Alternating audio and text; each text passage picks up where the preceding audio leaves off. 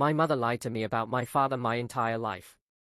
He just showed up for the first time and revealed the entire disturbing truth, exposing her lies and introducing me to my real family. When I was 8, my mother dropped the bombshell on me that my father tragically passed away. And for years I believed this. His passing left a permanent mark on my soul. But over time I learned to cope. Have been doing so for the last 12 years. However, last week, a strange man came into my job. And hours later when I came home, I saw the same man talking to my mom. I asked her who he was. And that's when the man turned to me and, with a very neutral expression, explained to me that he's my dad. I just felt this twist in my stomach. My mom started rambling immediately, saying my dad who passed away was my real dad. Not this stranger. She talked about how much he loved me and took care of me, and that this doesn't change that. She almost basically admitted to knowing that my father, who had passed away, was not my father. I asked if this man was telling the truth, and she just started crying and nodding. I guess I didn't notice at work, 'cause it was never something I would even think of. But looking at him, it's pretty clear we're related, since he looks so much like me. He tried to talk to me and swore he never knew I existed, or he would have been in my life. My mom didn't deny any of this. I asked her if this man was dangerous or something. He was offended, and she assured me it wasn't that at all. She wanted to sit down and talk, but I just felt so nauseous and overwhelmed. So I just grabbed my keys and told my mom I was staying at my best friend Josh's house for the night. Next day I went home and talked to my mom. I was much calmer with a clearer head and was ready to hear what she had to say. I probably learned more than anyone should ever have to about their own conception. Turns out my father really isn't dangerous. My mom didn't cheat on my adoptive dad or anything shady like that. Just the product of a one-night stand. My mom said she went out drinking by herself at a bar and met my dad, who was celebrating his 25th birthday alone. She said she had just been dumped by her fiancé a week before that, because she had learned from her doctor that it was virtually impossible for her to have children naturally. She said her and my dad used a rubber, and yet somehow she still got pregnant with me. I'm her miracle baby considering the circumstances. She went back to the hotel that he took her to after she found out she was pregnant, but they couldn't find any info on my dad ever staying there. He didn't give her his actual first name. She said this was before social media was a thing. She couldn't just search him online like we can do nowadays. So she decided she would just raise me on her own. She also admitted she panicked when my bio dad showed up. Calls to her. He was literally just a guy she knew for one night. 17 years ago she didn't really know who he was now, or if he was going to try to get custody of me, if I was gonna want to run away with him. She admits she could have been calmer from the beginning, and maybe we could have all talked and sorted it out that night. But I don't blame her for it. As for my adoptive dad, she said she didn't meet him until I was almost 2. They got married when I was 3. He officially adopted me after they got married. She showed me the adoption certificate. Reflecting on it now, I realize I've never seen pictures of him and I when I was a baby. Just pictures of me as a toddler and up. She said he accepted me as his own and loved me and was a father to me. I told her my bio dad showing up doesn't rewrite history. I'll never not see my adoptive dad as my father. If anything, it makes me love him even more. That he treated and loved me as his own. Also ended up talking to my dad. He left his number, which my mom gave to me. We met up for lunch. He confirmed my mom's whole story. I gave him crap about using a fake name. It wasn't so cut and dry. He said he goes by his middle name, which is what he told her that night. He showed me his business card, which does have the name he told my mom that night. I've since looked him up, and his entire online presence uses his middle name. Apparently he only goes by his actual first name for legal and business reasons, like checking into a hotel. He said that night he was depressed that his best friend didn't live to celebrate their 25th birthday together. And that's why he drove to our town, to get away from everyone and everything. Back home for a night he apologized a million times, and said he would have been in my life if he had known. Especially because I inherited a medical condition from him. And it really sucked dealing with that, and having to learn to adjust to it alone. He was diagnosed with it when he was 19. So he knew what I went through. I could tell he genuinely felt awful about it. Asked him how he even found out about me. And apparently, he has a son who is only 5 months younger than me, so his ex-wife. The son's mom is a teacher, and she saw a picture that my school's website posted of the academic team I'm on.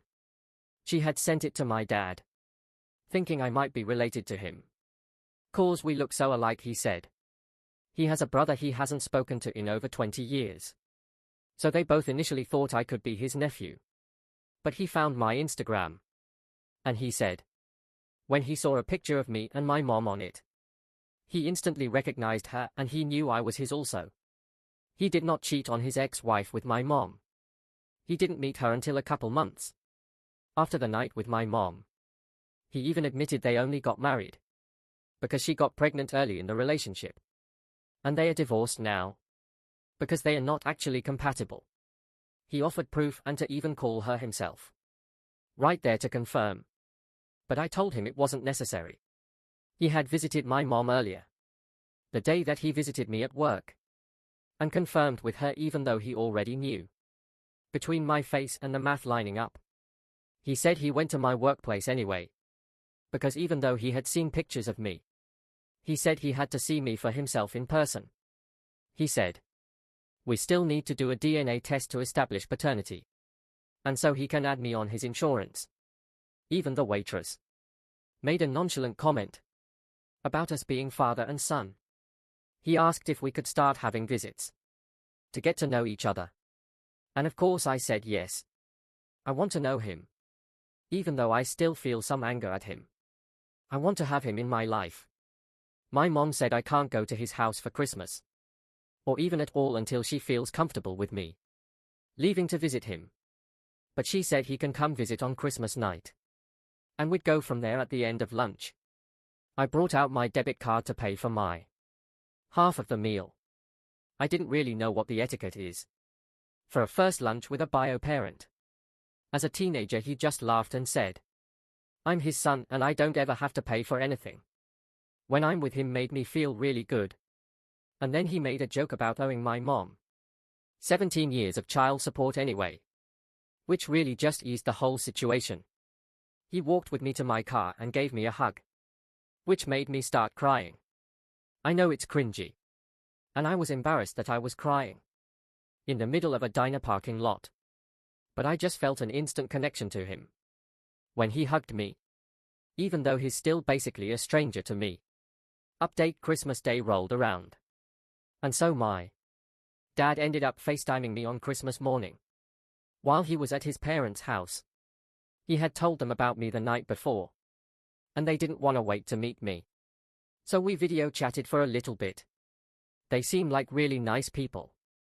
I also very briefly talked to my half-brother. On the same call our dad kind of put us on the spot. I think he was just excited for us to meet. He said hi and I told him Merry Christmas. And he said it back, then he told our dad, I don't know what else you want me to say before walking away. Not the introduction I was imagining. But he and I are set to meet in person on New Year's Eve. So I'm hoping that meeting goes a lot better. My dad showed up alone on Christmas night and brought 2 huge boxes of Christmas gifts. He bought me a ton of clothes and shoes, practically a new wardrobe. And I can actually see myself wearing most of the stuff he bought. He also got me an iPad Pro and a gaming PC. Honestly, I'm surprised he was able to get me as much as he did, considering we made the plan the week before Christmas. He also bought my mom a few things, which I think really surprised her. But she was very grateful. Actually felt really bad that I only got him 1 gift in comparison, but thankfully he really liked it. I thought he didn't at first. because he started crying. Looking at all the pictures of me. Started apologizing again. Saying he was sorry he was never there. But he did say he loved it. And it was a very thoughtful gift. He especially loved that. I made a page for our first Christmas photo. And that I asked if we could fill out the rest of the album together. After that we just spent the night talking. Setting up my new PC and watching Christmas movies. It got really late. So my mom let him stay in the guest room. So he didn't have to drive back home. In the dark and rainy weather. He treated us to breakfast the next morning. And invited us to stay at his house for New Year's Eve. Surprisingly, my mom said we can go. Update 2: New Year's Eve sucked. I thought I was prepared to meet my half-brother. I was ready for him to take some time to warm up to me.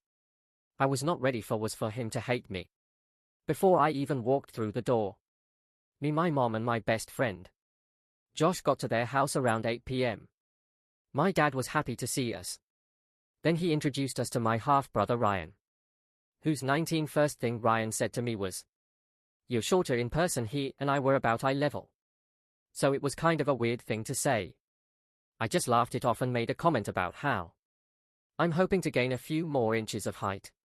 Before I stopped growing, Dad gave us the house tour. And his house is insane. He has 5 bedrooms and 3 bathrooms. There's a whole office that looks more like a mini library. And Ryan has a huge game room. It blew my mind. Even offered me my choice of the 3 guest rooms to be my own room for when I visit. Ryan rolled his eyes and let out a not at all subtle huff. Me and Josh gave each other a WTF look. The night went on. And we were all talking in the living room. Ryan just sat on an armchair looking angry. The whole time. Our dad was trying to get a conversation going between Ryan and I with multiple different topics. And I was trying to engage in a conversation with Ryan. But he limited most of his answers to yes, no, and I don't know. He was nicer to my mom when she asked him things, which I appreciate. Because if he would have been rude to her, I know I wouldn't have been able to hold myself back from saying something. One point, my dad told Ryan to help Josh bring over a few food platters from the kitchen. My mom took the opportunity to ask my dad if he had even asked Ryan how he felt about us coming over. My dad said he did ask Ryan twice. And both times Ryan said it was fine. He was clearly embarrassed about how Ryan was acting. But he said it's probably just weird for him. And he'll talk to him. And that Ryan just needs more time. I asked Ryan if we could play some games in his game room. 'Cause it really is a cool looking room. He made an excuse about not wanting to mess up his save files on his games. I was just thinking you can obviously make separate save files and delete them afterwards. But again, for whatever reason, I just made an excuse for him, saying I understood. But our dad told him to show us the room. So we went to the game room.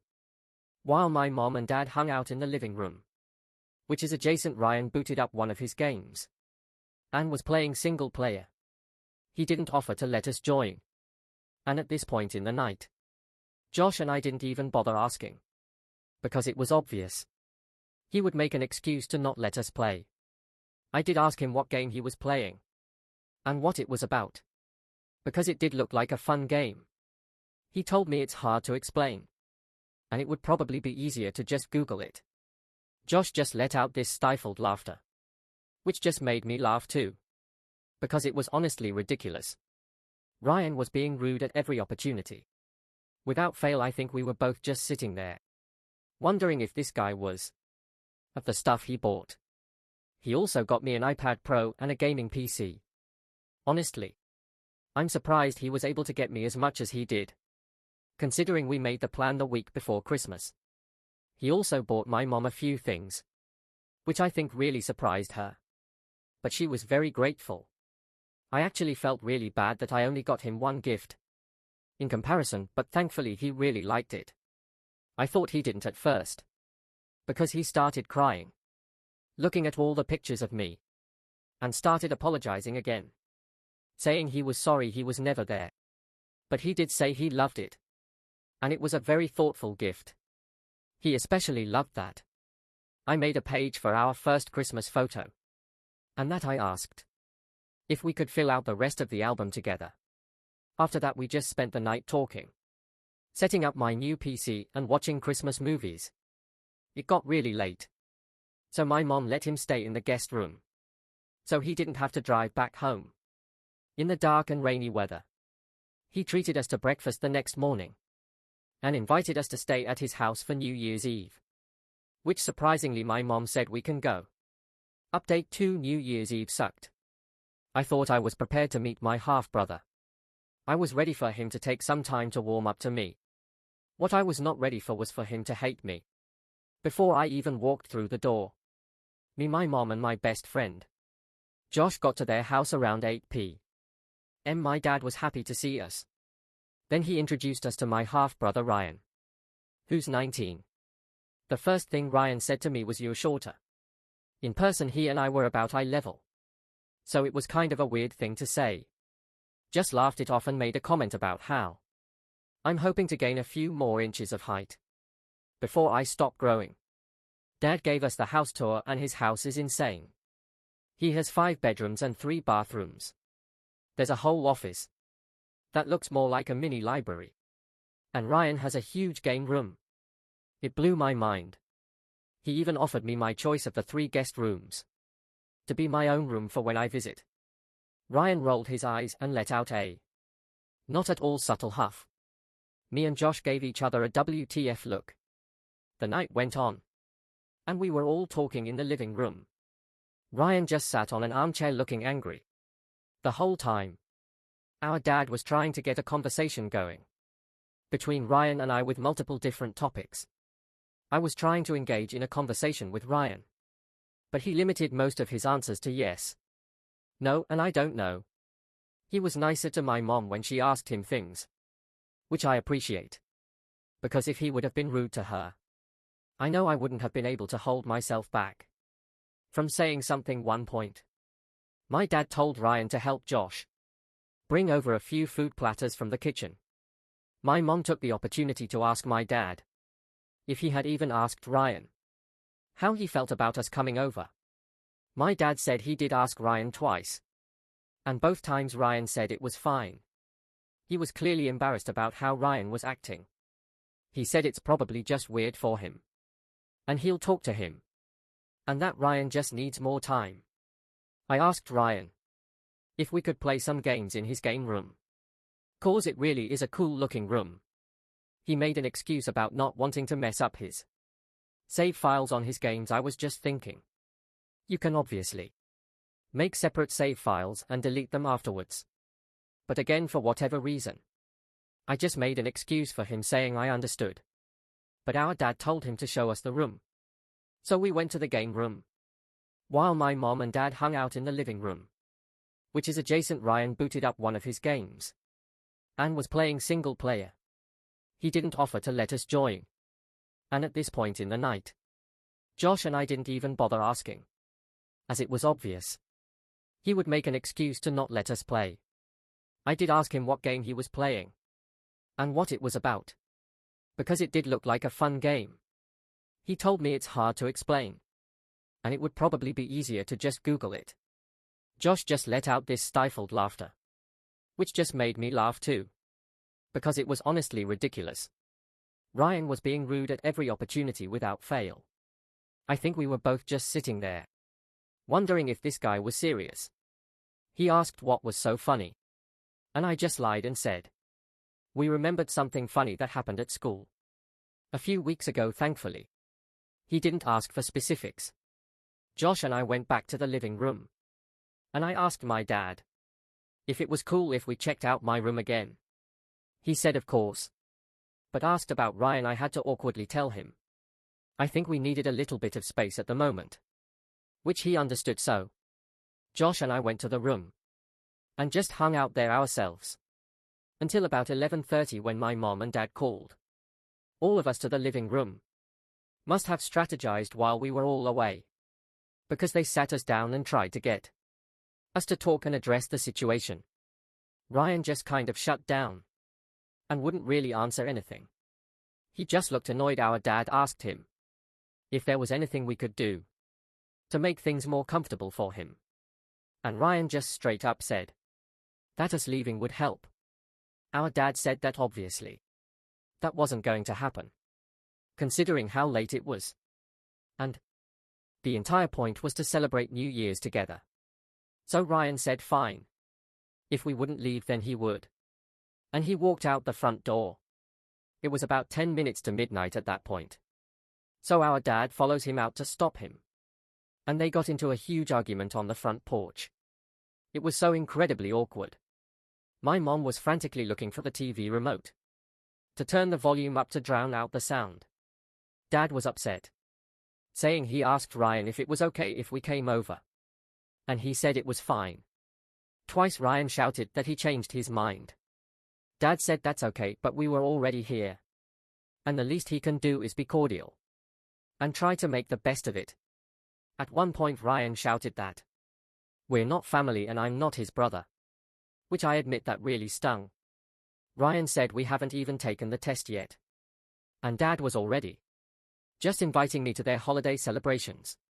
I think Ryan is the only one who thinks that the test is gonna be negative. My mom finally got the TV on full blast. The three of us kind of awkwardly counted down the last 5 seconds and quietly wished each other a happy new year.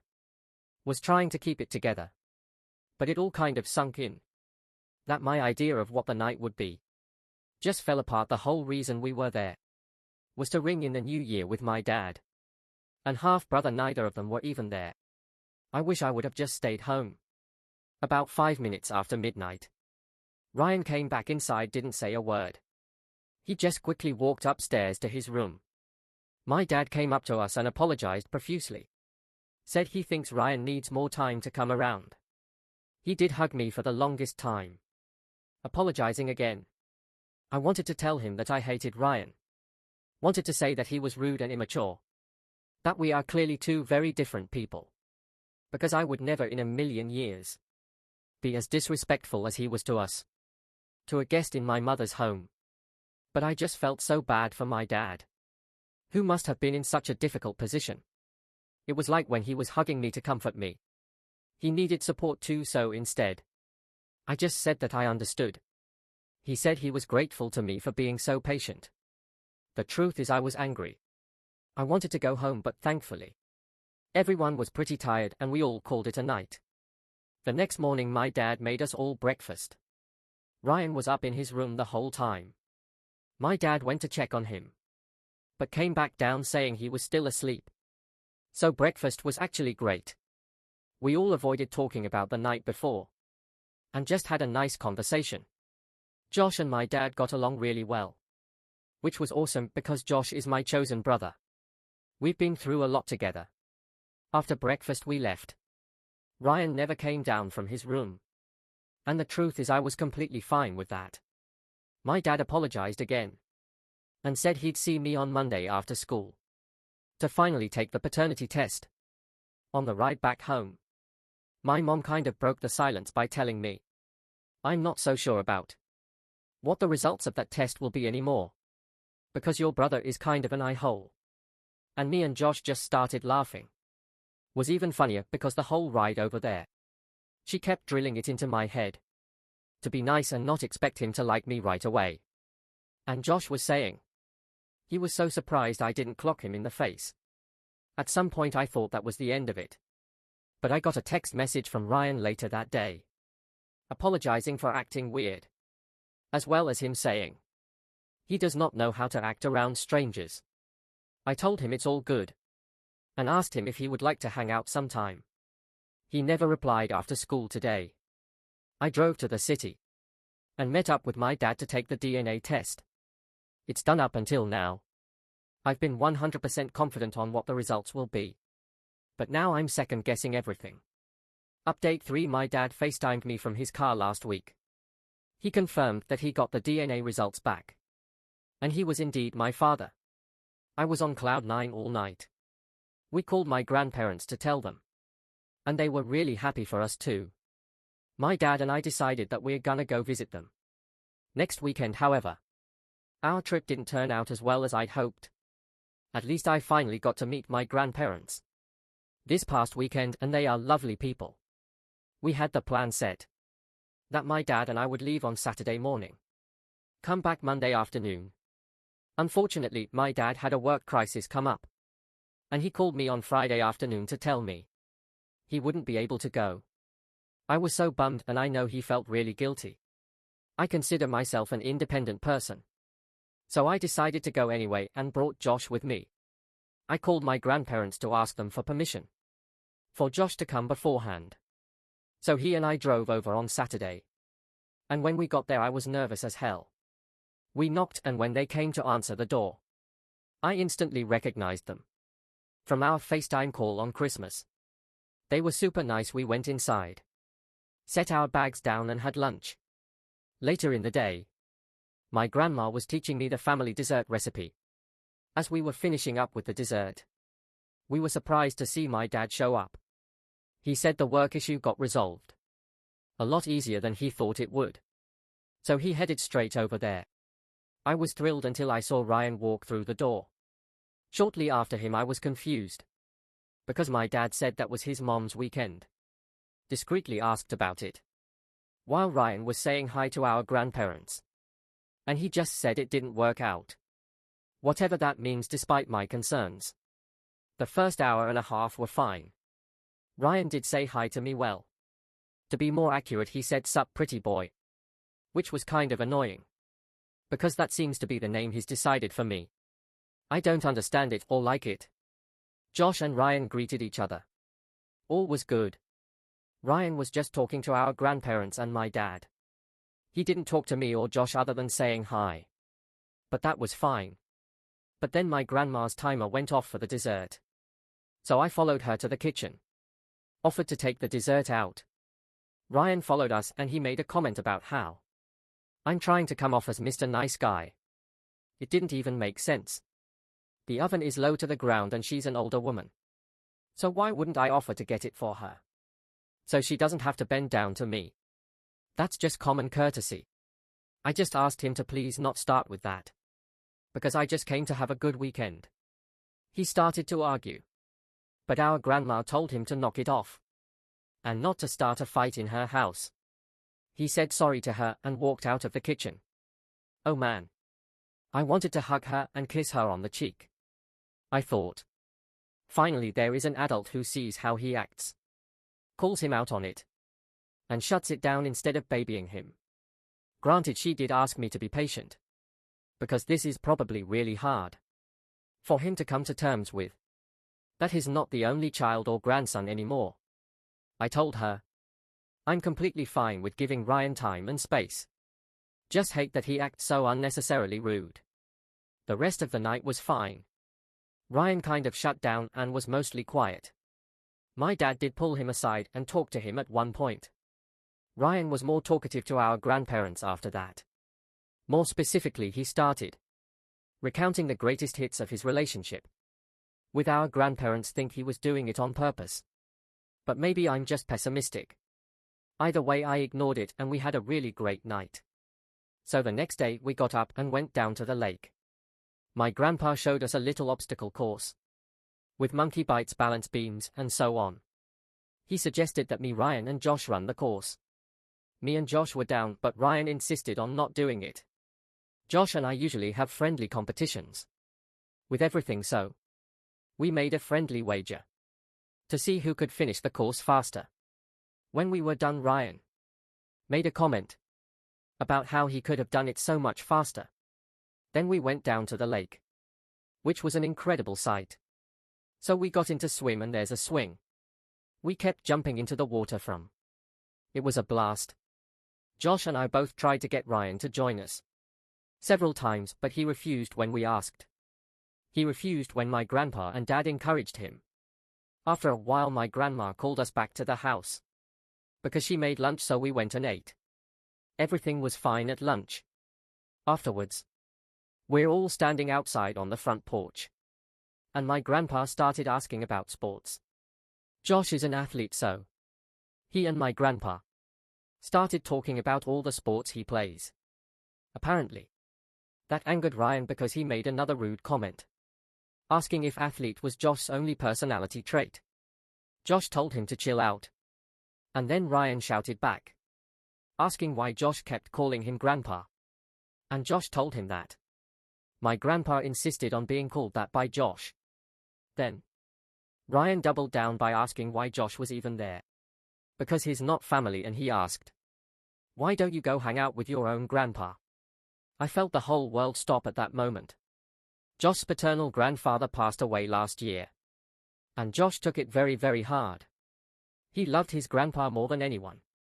To be fair to Ryan, he did not know. There's no way he could have known. So I know he didn't purposely say it to be cruel or hurtful. Josh lunged at him and I had to hold him back, trying my hardest to get through to him that Ryan doesn't know what he said. I was practically begging him to take a walk with me to the lake. I took Ryan into the house, and I managed to convince Josh to take a walk down to the lake with me. My dad asked what happened, and I told him to just give us a few minutes to keep Ryan inside. Josh ended up socking a tree on the way to the lake. We got to the lake and sat down at a bench, and Josh just broke down. I hated seeing him like that. He's the nicest guy in the world. He doesn't deserve that kind of pain, he said. Ryan just runs his mouth and says whatever he wants, and nobody ever does anything about it. So we decided it was time to go back home. There was no way we were surviving another 24 hours there. My dad and grandpa eventually came up to sit with us, and we explained why Josh got so angry. He apologized to both of them, but thankfully they completely understood.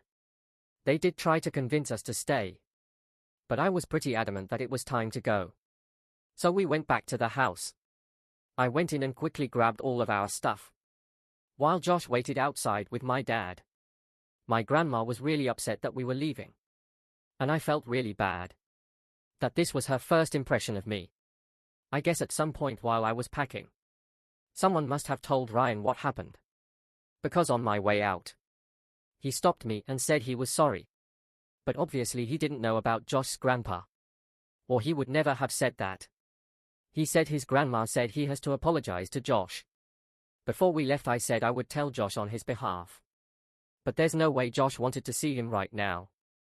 My dad was really upset about the whole thing, and I told him that I love him, and I want to be a part of his family. But if he wants me in his life, he needs to get Ryan under control, because his smart mouth has gotten old very fast. Said he understood and to not worry about it, because he was gonna figure it out. Josh and I left, and about halfway through the ride back home, he was back to normal. But when we got back to my house, my mom was mad when she found out what happened. Josh is like a second son to her, so she was pretty angry about the whole thing. My dad called me a short while after and asked if I would be willing to go to a group therapy session with him and Ryan. Honestly, I think it sounds pointless, but if it's a chance to get Ryan and I to at least be courteous to each other, I'll take it. My dad said he has a few therapists in mind, and he's gonna see if one of them can get us an appointment. Next week. Update 5. The family therapy session was interesting. Wasn't awful, but it wasn't really great either. I met up with my dad and Ryan at the therapist's office. We didn't really talk much before we got in. When we did get in, the therapist asked us to introduce ourselves, and we introduced ourselves. She asked me how I felt about this whole scenario. Ryan complained, asking why I got to talk first, so she promised he would get his chance to speak, that we shouldn't interrupt each other. I told her my only issue is that right there, Ryan is rude and treats me like crap for no reason. He apparently had a whole list of reasons ready. His reasons were 1. I always bring Josh along as my bodyguard. I told him that is not true. I don't need Josh to fight my battles for me. I've seen Ryan much more by myself than I have with Josh. Josh was only there 2 times. New Year's Eve, which my dad confirmed right there, that he asked Ryan if he was okay with my mom and Josh coming to their house that night, or if he wanted to wait until it could just be the 3 of us. Ryan said he was fine with all 3 of us coming. He said again That he changed his mind when we got there. The therapist asked what made him change his mind. And he said he just did. He wouldn't elaborate. Second time was to visit my grandparents. Reminded him that Josh only came with me. At my mother's insistence. So I didn't have to drive and be there alone. And that Ryan wasn't even supposed to be there that weekend. He replied that they're his grandparents. So he doesn't need an invite. 2. I try to turn everyone against him. And he's tired of being blamed. And punished for not liking me. Told him I don't try to turn anyone against him. I'm just trying to get to know my newly discovered family. If he's getting in trouble, that is due to his own actions. Not mine. The therapist asked my dad if he's been punishing Ryan for his behavior. He said no. He wouldn't ground Ryan for having heightened emotions. She asked Ryan if he's not being grounded. Then what did he mean by being punished? He responded that his dad and grandparents are scolding him about his behavior and the things he said to me. And Josh apparently. He thinks being told not to be so blatantly rude is punishment. 3. He thinks I'm just putting on a golden boy act.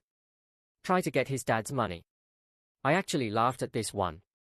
I said, man, if this is really your biggest concern, we can go to Dad's office right now. And I'll sign whatever document I need to waive my rights to an inheritance. 4. I was trying to buy his dad's love with the photo album Christmas gift. I didn't even get a chance to respond to this one. Because our dad jumped in. He was mad. He told Ryan that he has no right to try to decide how someone else perceives a gift. He said that gift meant a lot to him. When Ryan's older and has his own kids, he'll understand how important those memories are. And how much it would hurt if you didn't get to be a part of your kid's childhood. The therapist asked if I could explain to Ryan why I wanted to be a part of their family. I decided to be honest, tried to explain to him what it was like to lose my adoptive father. I tried to explain how hard it was to be embarrassed when our school or my friend group had father and son events, and I couldn't participate 'cause I didn't have a dad anymore. When I found out our dad was my bio dad, and that he actually wanted to be a part of my life, I took it as a second chance to have a father again. Ryan angrily said he knows what it's like to lose a parent too. I was a bit shocked because I was thinking maybe he had a stepdad or stepmom that passed, and I didn't know about this. No, he said ever since his parents divorced, he only gets to see his mom twice a month. I saw red. He was talking about his parents' divorce. He equated my father's passing to his parents splitting up. Probably should have just walked out. But I genuinely could not believe what he was saying. I angrily told him how dare he compare the two events. His mother moved across town. She's not 6 feet underground. I told him you can call your mom and talk to her whenever you want. I reminded him that he was literally texting her about the results of a math test he took while we were waiting to go in. I told him I haven't spoken to my father in 9 years, and I'll never get to speak to him again.